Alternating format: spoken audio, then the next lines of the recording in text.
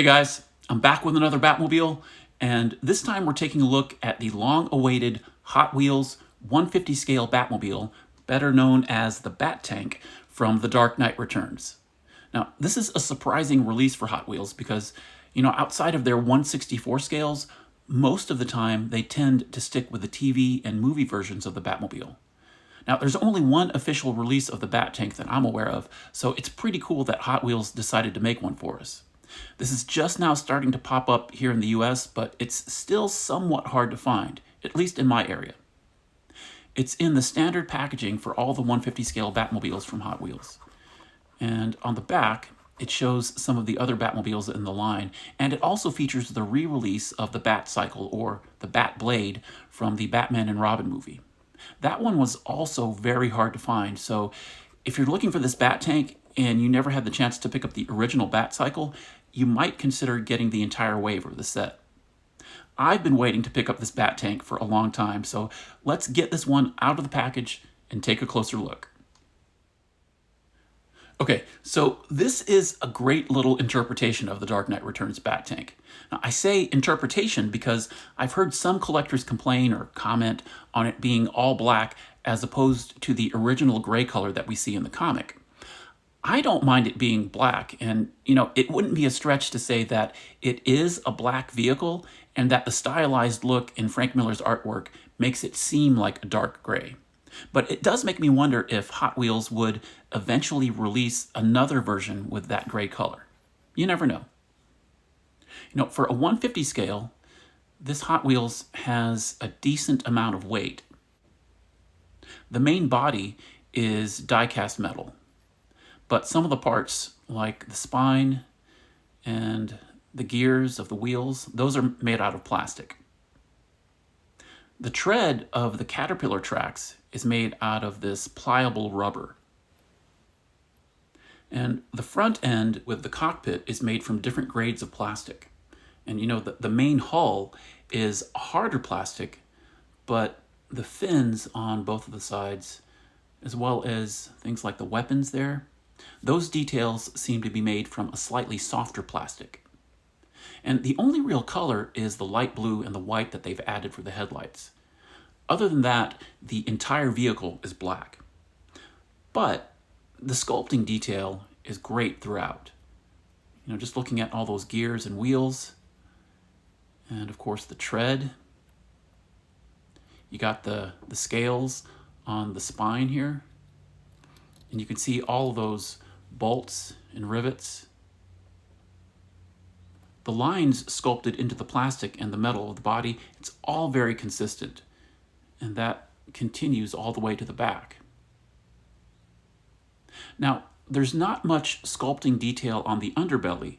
It's mainly the manufacturing information. But I think it's cool that they do have it labeled as the Bat Tank, even though the packaging just refers to this as the Batmobile. And like all Hot Wheels Batmobiles, the wheels roll, and this one, of course, is no exception. So check this out. The gears and the wheels spin when you move those continuous tracks. That's the only moving feature that this Batmobile has, but I think it's pretty cool.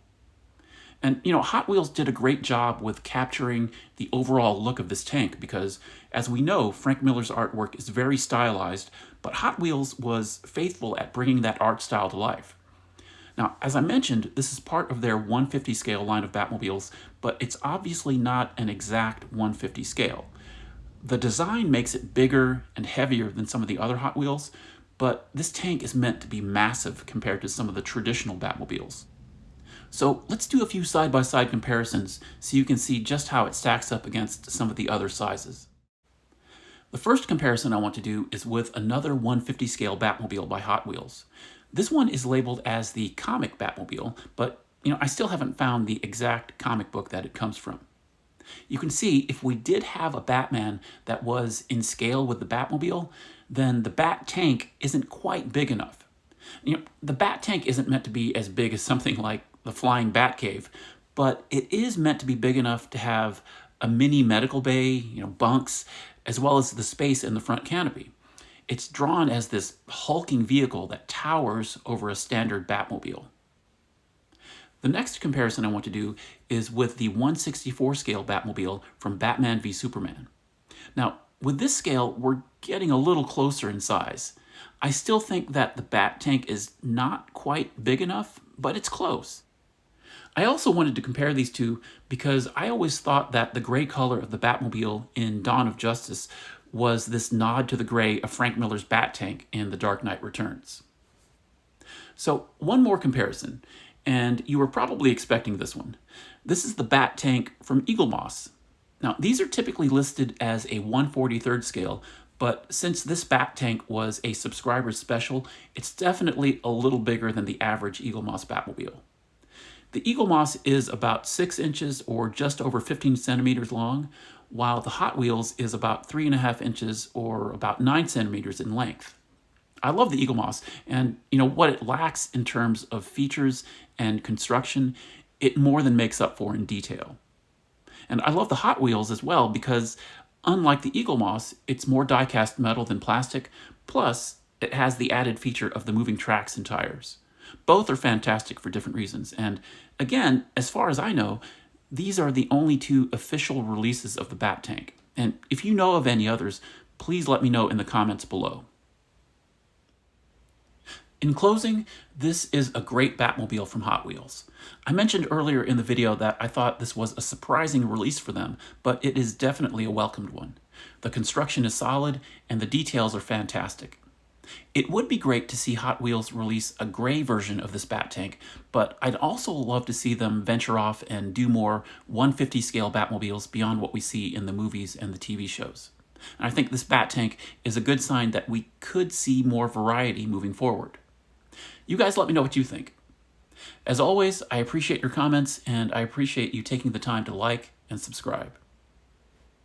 So, we've been looking at the Hot Wheels Batmobile from Batman: The Dark Knight Returns. Thanks for watching, guys. I'll see you on the next one. Take care.